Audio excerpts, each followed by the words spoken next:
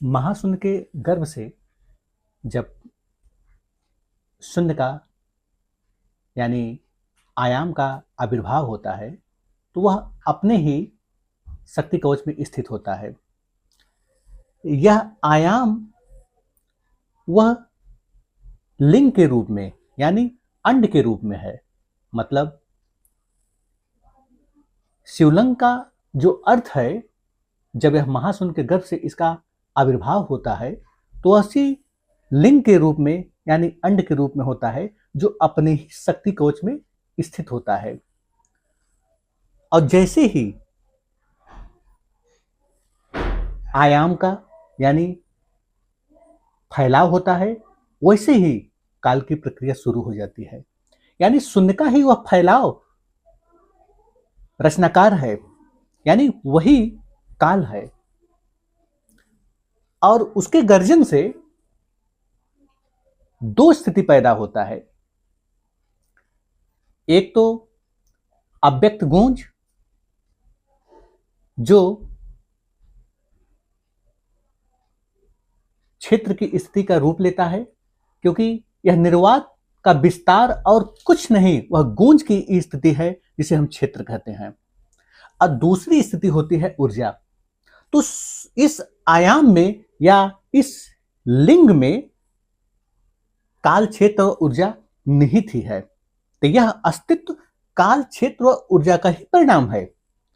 इसलिए इस आयाम में जो चीज या जितनी रचना प्रकट है, भौतिक अभौतिक चाहे जो भी है,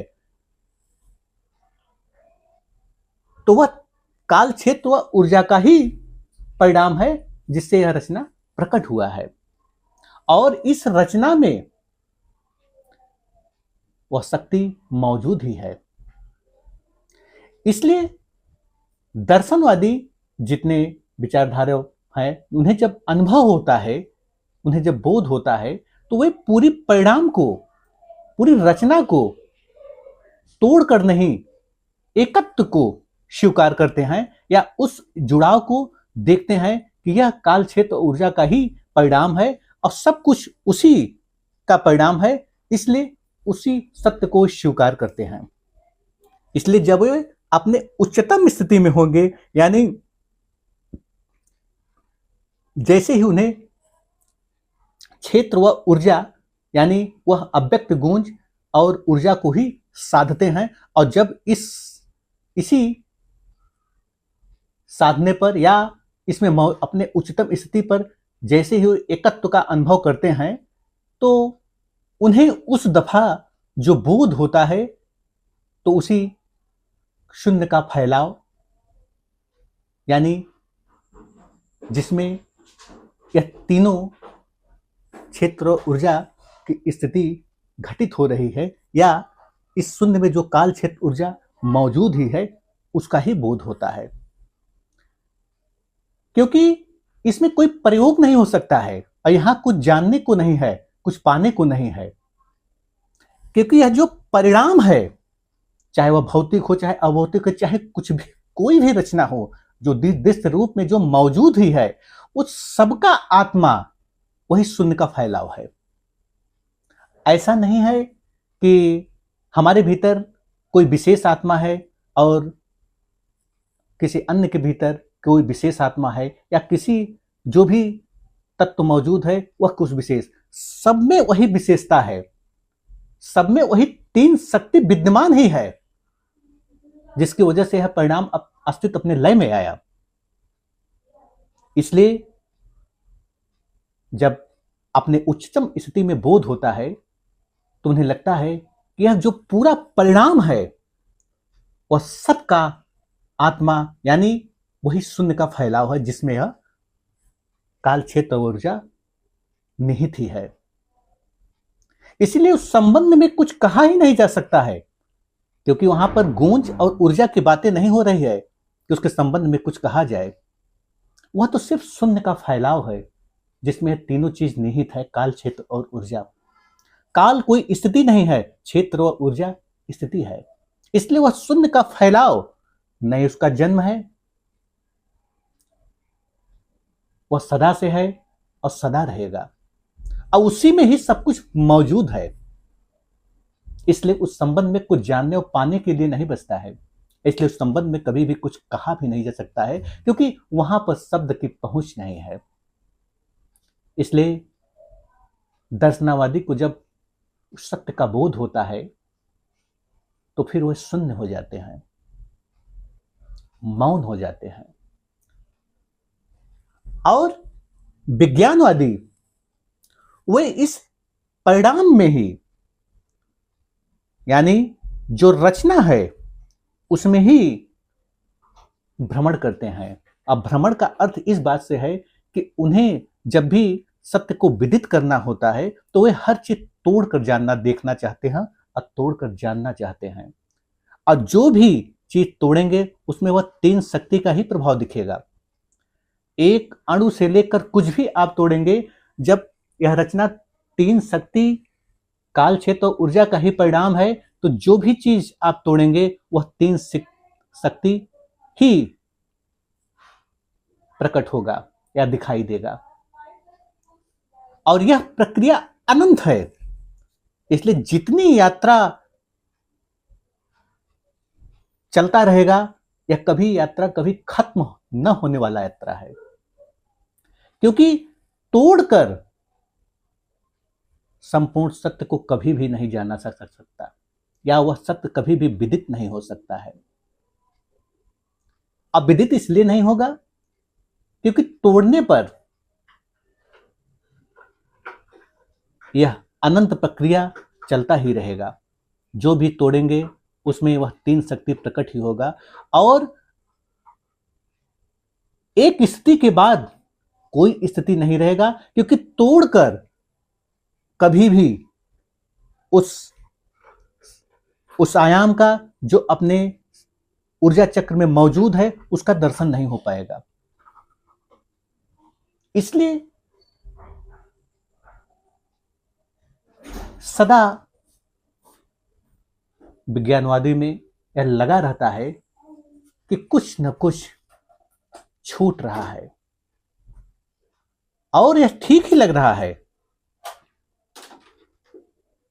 कि कुछ न कुछ तोड़कर देखते देखते देखते देखते, भ्रमण करते करते अंतगत्ता उन्हें लगता है कि कुछ न कुछ छूट गया।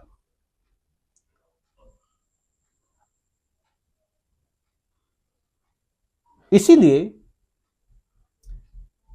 विज्ञान हमेशा प्रमाण मांगता है,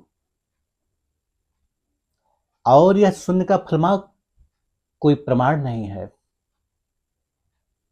क्योंकि जिस क्षण कोई प्रयोग नहीं रहेगा, नहीं कुछ जानना रहेगा, उस क्षण सिर्फ बोध होगा।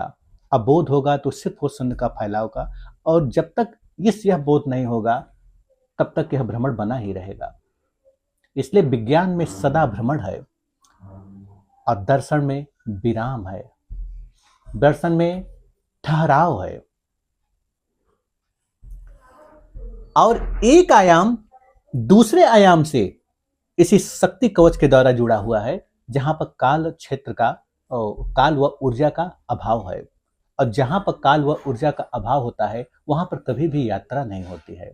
वह करीब करीब ऐसा यात्रा होगा कि जैसे काल रहित यात्रा, जैसे कोई एक स्थान से गायब हुआ, दूसरे स्थान पर प्रकट हो गया, बीच में कोई यात्रा नहीं, बीच में कोई काल न लगा।